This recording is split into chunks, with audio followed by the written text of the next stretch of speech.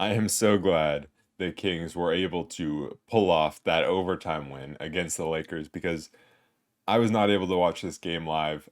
I did not want to drive an hour and a half back in the middle of the night if the Kings had lost in overtime. You have Fox getting hurt, two straight home losses to the Lakers and the Warriors. Like, I did not want to have to think about that, knowing that I would have to rewatch this game or watch it, the recording of this game, in the middle of the night. That would not have been fun. But this was a very, very exciting game. Fox taking over. He's now averaging over 30 points per game. Then he hurts his ankle. There's foul trouble all over the place. Sabonis fouls out. And the Kings really showed off their depth in this one, being able to pull it out in overtime without their two all NBA players.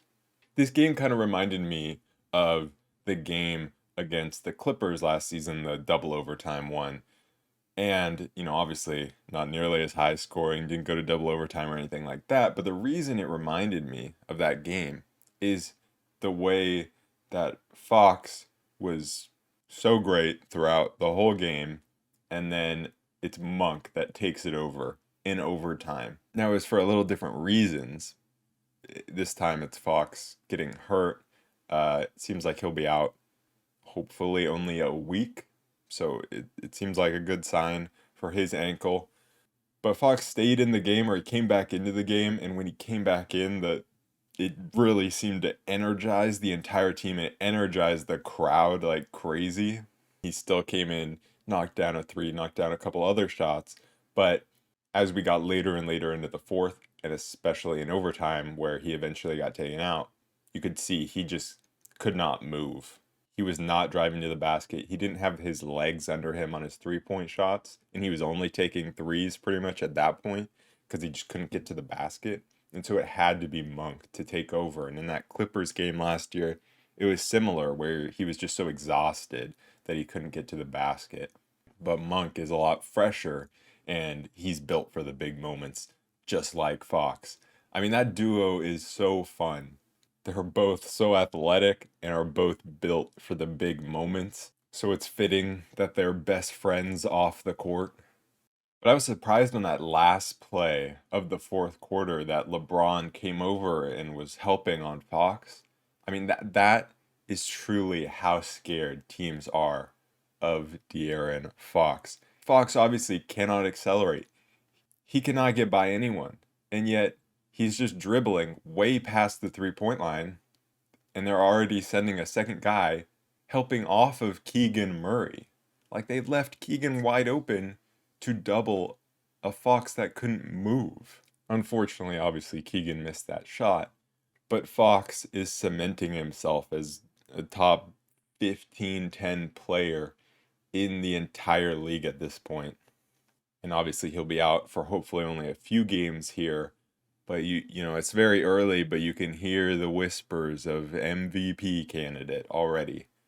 Now that could obviously drop off like that level, but we don't need him to be. I mean, I would love for him to be MVP level all season, but really we just need him to be that all NBA level and then elevate even more in the playoffs. But he has truly improved so much, even from, it seems like, last season into this season. The Kings had a very good first quarter, and I think the thing, or really a first half in general, was really solid. And the thing that I loved most about it, and that I've loved about just the season so far, is how the Kings have not been falling into the trap of settling for early shot clock threes. Monk will take one here and there off the dribble, but other than that, the Kings have done a great job of attacking the rim for almost all 48 minutes. Right away, they were just going to the rim relentlessly. It was Fox pushing it to the rim right away. Keegan was going at the rim, although he was getting blocked by Anthony Davis every time, but I still love him going to the rim. Anthony Davis is just a monster defensively, and Anthony Davis was the only one defending for the Lakers, was the only guy holding them together. But even when it went to the bench, there was a time where Sabonis and Fox, I think it was in the second quarter, they were both off the court, but the offense continued to run super well with Malik Monk running it and JaVale McGee being kind of the guy who's playing off of most of the time, mostly in the pick and roll. And that is the depth that makes losing Fox for a week or two not as scary. Like, of course, losing your best player is not going to get you more wins, right? But having Monk show that he can run the offense pretty well even without Sabonis is super encouraging because obviously there's going to be, if Fox is out, no more staggering Fox and Sabonis minutes. There's going to be a lot more just bench minutes. And so Monk has to step up. Another guy that has to step up with Fox out is Keegan Murray. And the Keegan Murray explosion has not happened yet. I thought it was going to come in this game. It didn't happen. That's okay. He had a solid 17 all in the second half and overtime. He really struggled in the first half and he has not shot the ball well at all this season by his standards. But you can still see the spots that he's getting to and the shots that he's taking. It is absolutely going to come because he's taking way more shots and he's shooting poorly, but he's getting to really good spots on the floor and he's averaging like around, I think, 15, 16 points per game through the first 3 games. The explosion of him getting a bunch of 20-point games in a row, it's absolutely coming. And I was thinking back to the draft lottery when I think it was Portland's card came up and we knew we jumped into the top 4. And then it was disappointing because it's like, oh, we only got the 4th overall pick. But it's like, that's still great. But, would have been nice to jump into the top 3 of what everyone was calling a 3-player draft. But I was thinking about it and I'm like, if we went back and we had the 3rd overall pick, who would we pick? Would we pick Jabari Smith Jr. or would we pick Keegan Murray at this point? And Jabari's upside, both offensively and defensively, is insanely high. He's not played well this season, but you can see the potential there. But at this point, it is potential. We don't know if he'll get there. Maybe at some point he'll be better than Keegan, but man, right now Keegan looks like a surefire 20-point per game scorer, like at the minimum. And I will take that any day. Everyone talked about how Keegan was the most NBA ready guy in, the lottery or in the whole draft, whatever it was. And, we could see that right away, but people did not expect this improvement from him, this steady improvement. And I can absolutely see him being, I mean, this season a 20-point per game guy, probably not, but it's possible because I really do think he's going to start shooting much better than he has been. And when he has those games of shooting better, he's going to take even more shots. And Mike Brown is not going to be happy if he's not taking more shots. That was such a funny moment in this one where in the third quarter Keegan passed up the shot, pump faked, and then traveled on the drive. And Mike Brown was so pissed, you could hear him shouting, sub, sub, sub, and they didn't get the sub in time. Sasha didn't get to the table in time, and I'm so glad he didn't, because then the next possession, you have Keegan coming down, hitting the 3, then having a good defensive possession, and Sasha, right after he hit that 3, walks back to the bench. That was so funny. And I just love all of Mike Brown's reactions on the sidelines when Keegan, there's one 3 that he passed up right in front of Mike Brown.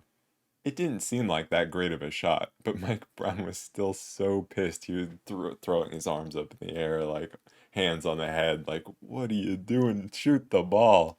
It's so funny to me. It's also just Mike Brown. He's hilarious. Just listening to him the entire game shout at the team is so funny. And I'm just so thankful we have him as a coach. When I heard the coaching candidates that we had, it was like Mike Brown, Mark Jackson, and then it was like Steve Clifford in there as well or something. And then it was down to Mike Brown versus Mark Jackson, and I was like, for me, it was like, oh, the lesser of two evils, right? I wanted more youth or whatever, but no, like Mike Brown has been incredible, and I love him as a coach. Let's talk about how the Kings guarded Anthony Davis in this one, because Anthony Davis is obviously a super tough matchup for anyone, especially the Kings, who obviously have to put Sabonis out there on him, but then other than that, it's JaVale, but it gets rough. And this game had a lot of fouls. The two teams combined for 58 free throws and 50 total fouls, especially in that third quarter. It was just so many fouls. Just they weren't letting anything go. It's not like they were necessarily calling things that weren't, technically fouls, but it's just things that you gotta let go if you're the refs. You can't stop the flow of the game like that, and it was hard to watch. And we had like every player in foul trouble. Davion with four at one point. I think he ended with four. Keegan with five. Fox had five. And Sabonis ended up fouling out on the softest call of all time, just fighting for a rebound with AD.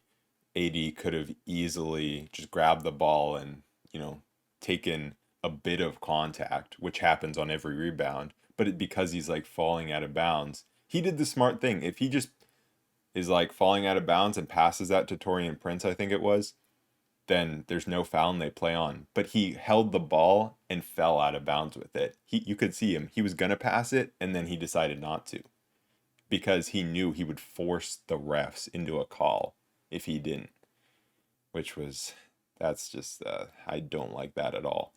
But they did it and the Kings didn't challenge it because they probably would have upheld it, even though that should not be called, right? And the way to stop guys from doing what Anthony Davis did and foul baiting is to stop calling the foul. Obviously, nothing against Anthony Davis. He made the absolute right decision and the smart play. It's on the refs to stop calling that because you don't want to decide games like that. It's not a good look. The Kings are playing more physical defensively, and they're learning how to play physically without fouling. And it's extremely tough against LeBron and AD. And that's, different than against other teams. I thought on the Lakers side, I thought their defense, especially in the first half, like their initial defense on our sets was really good. Like they were stopping our sets or stopping like the first actions super well. But then guess what? They would stop that, and then there's a back cut, and we would find them. And we found Sasha on a bunch of back cuts, and that's something coming into when we signed Sasha that I talked about. Like it's not just 3-point shooting with him; he has the ability to cut to the basket and finish around the rim. And we were finding him and other guys, and the Kings were not settling for threes, like I said, not settling for bad shots. And for the full 24 seconds, they would use all 24 seconds if needed. For me, when I am watching a possession, I'd much rather us not take a bad shot until we get to that, 3 second or less mark. If we go through an entire possession with ball movement, player movement, going through our sets, and we can't find anything, like it is what it is, right? We did everything we could to try to get a good shot. Okay, now you try to, take a tough three, and if you make it, you make it. But most of the time, if you are playing for 24 seconds on offense with an offense like the Kings have, and with the players that they have, you're going to find a good shot. And that's what they were doing, especially in the first half. That's what I saw. And that's just them continuing to try to find the best shot and not settling. And then we got to talk about Kevin Huerter.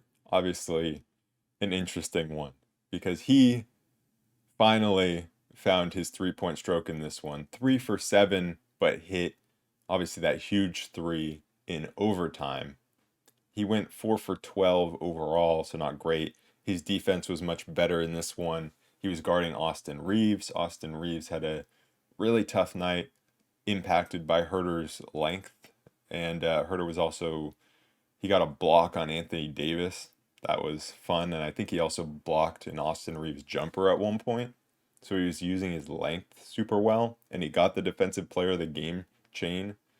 He didn't shoot incredibly well or anything like we know he can, but it was, a solid from three, not totally great from the field game for him. But I think it's a game that can get his confidence back. It wasn't the 10 for 10 from the field, 6 for 6 from three, but it was like the big shots were the ones and the big plays were the ones that mattered. He had a few huge rebounds and he had, let's see, 7 rebounds overall. He was boarding, especially against Anthony Davis, which was huge. And so hopefully this gets his confidence back. He seemed really hyped up, so I think it will. And so that leads me into talking about the starting lineup. Harrison Barnes didn't have a good shooting game, and he was guarding LeBron for a lot of the game. We saw Keegan on LeBron a little bit, and then we saw Chris Duarte on LeBron. And, obviously, LeBron, one of the toughest guys to guard in the league. We all know that. So you're not going to stop him every time. I think the guy who did the best job was Chris Duarte. Now, that was in a more limited like sample size than Barnes, but I really loved Duarte's physicality and just staying in front. He drew a great offensive foul on LeBron. And look, I've been saying through the first 2 games of the season, I want Chris Duarte in the starting lineup. And that remains true.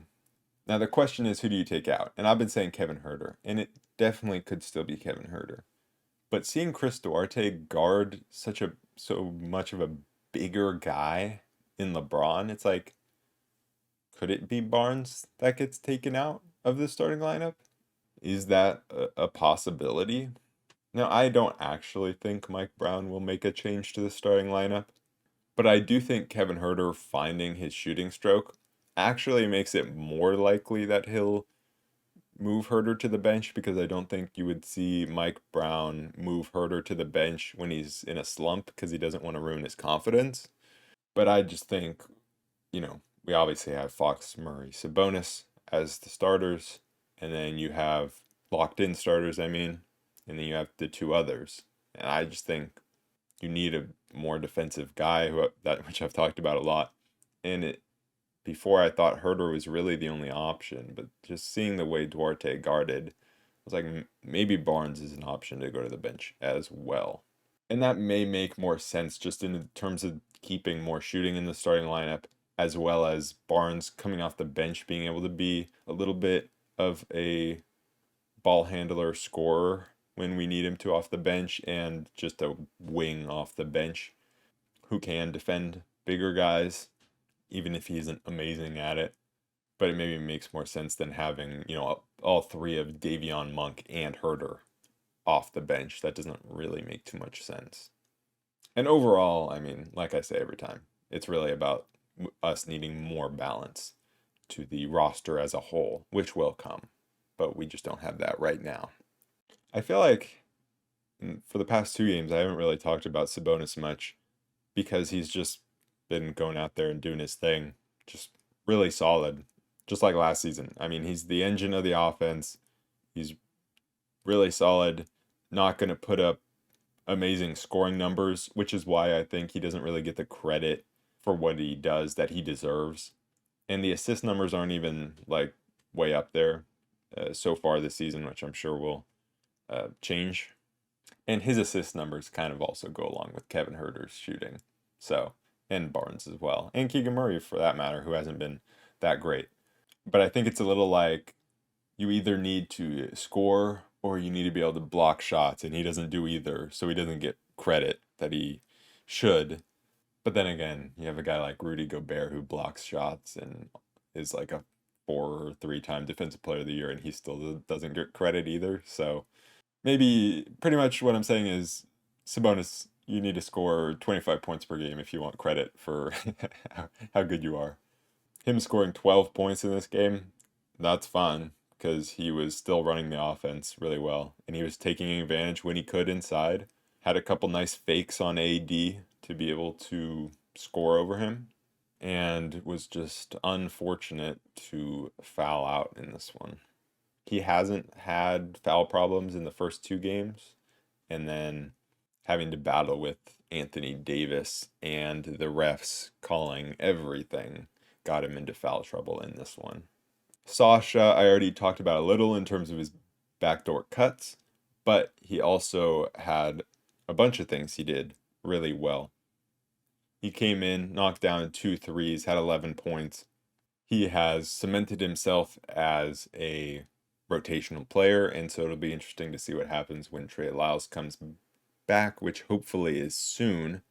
But Sasha also did super well rebounding in this game. And then he also is, like I said after last game, given that Bielitsa defense of just being strong in the post, using length, and just trying to keep guys in front of him, even though he's not the quickest.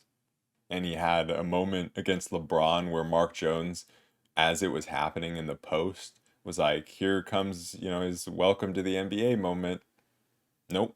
He just stays in front, stays strong, doesn't let LeBron bully him, and forces LeBron into a tougher shot. And he missed. Very good defense from Sasha. He's never going to be amazing defensively, but he's super smart and can be a solid defender.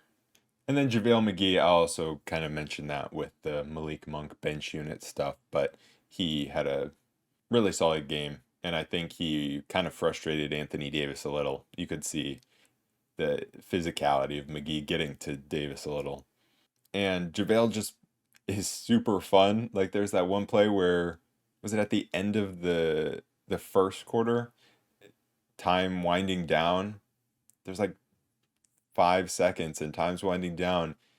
He fakes the handoff to Fox as his defender was trying to, jump up and help on Fox. And he just goes right by and dunks it. And then he's hyping up the crowd after. He's just such a fun character. And he forces defenses to respect him on the lob, which gives our ball handlers so much more space operating out of the pick and roll. It gives Monk and, if it's Fox or whoever, so much more space. Also, shout out to Davion Mitchell, who scored his first points of the season, or his first basket. He hasn't had the best start to the season. Got in foul trouble in this one, and at least finally knocked down a three in this one, went 1 for 2. So hopefully we can see him getting more opportunities to shoot the ball in future games. And then I think the last thing to talk about for this game is how once Sabonis fouled out, the Kings went super small. It didn't work in like the very end of the fourth quarter when Barnes was trying to guard Anthony Davis. It didn't go super well, especially on that last play where we could have made subs, which I was surprised we didn't put McGee in there for size because we had gotten killed on a few plays inside. And LeBron was able to drive by, I think it was Keegan, just too easily to the middle of the floor. And then Davis had Barnes sealed off. So LeBron, the easy layup for the tie. I think we saw a little of JaVale in overtime, if I remember correctly. But then we also kept small at times as well, I think. And honestly, the fact that we weren't getting scored on inside every time playing Barnes at center was a miracle to me. So that's a success, I guess. That that was incredible. And then, of course, we had Monk taking over in overtime to finish off this game. Huerter hitting that big shot, and LeBron passing it out of bounds. Somehow the refs missing a call where Barnes just gets hit straight across the face, but it didn't matter because we got the ball anyways. Some interesting stats so far in this season. One, obviously Fox is averaging 31 points per game. That is amazing. He's had 39 and 37 in these last two games, especially finishing this one out on a bad ankle. But the especially interesting thing with him is he has gone 37.5% from three. And that is on 8 attempts per game. So 9 out of 24, I think that is, if I did the math right. If that's sustainable, then he is MVP level. I don't know if it is, but if it is, That is amazing. And then the other stats I wanted to bring up are Keegan Murray's defensive stats, because I think he's made huge growth on the defensive side of the ball. So far, obviously, these stats are super early in the season, so um, we have to take them with a grain of salt. But 1.3 blocks per game in these first 3 games, 1.7 steals per game. That's huge from Keegan. He's just a much better defender this year than he was last year, so that's very encouraging growth. Looking ahead to the Kings' schedule, we have Golden State on Wednesday. We have a 3-game road trip. Golden State on Wednesday, and then Houston uh, for the next 2. Then it's Portland, and the reason I'm going this far out is because Fox could come back after a week. So I guess it could be the Portland game. I would say that that's not super likely. We've seen Fox come back pretty early for how bad the ankle sprains have been. But I think they called this, did they call it moderate, which is usually like 2 to 3 weeks? But then, we had someone saying, I think it was Mark Spears, that it could be a week. So I feel like probably the earliest is that November 10th game against OKC, which is, I believe, our first in-season tournament game. So I would look for that game to be the one where he could possibly return. So maybe 4 games, 3 to 4 games without Fox. 2 of them against Houston, 1 of them against Portland. Like, we should still be able to win those games. At least 2 out of 3.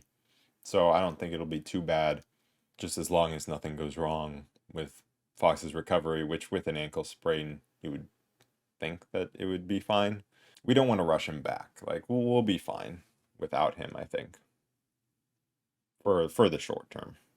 Also, they came out with the in-season tournament courts. Like, each team is getting a court where it has like the trophy in the middle and a different color scheme. And the Kings, it's like gray. Like it's purple in the middle, like more blue. I can't tell if it's blue or purple. It looks blue and then gray. Like, that does not look good, but we'll see when we see it in person. Also, it'll be interesting to see what the starting lineup is. If it's Davion, like we've seen in the past at being of the starting lineup, or if it's Malik. Malik obviously going to give you more of the offense that Fox would give you and more of the ball handling and playmaking, but it would also be tough to take that away from the bench unit. So we'll see. I guess I would go with Davion just because Davion has shown that he can elevate his offensive game when he has put in the starting lineup. And then we keep Monk on the bench, and he'll obviously play a lot more minutes. Monk will. And have a lot more responsibility and will close the game. But in terms of starting, I would put Davion in the starting lineup. Anyways, that is it for this episode of the Roll Report. I will be back to recap that game again against the Warriors. Why do we have to keep playing them? But I will be back late on Wednesday after that game. Peace.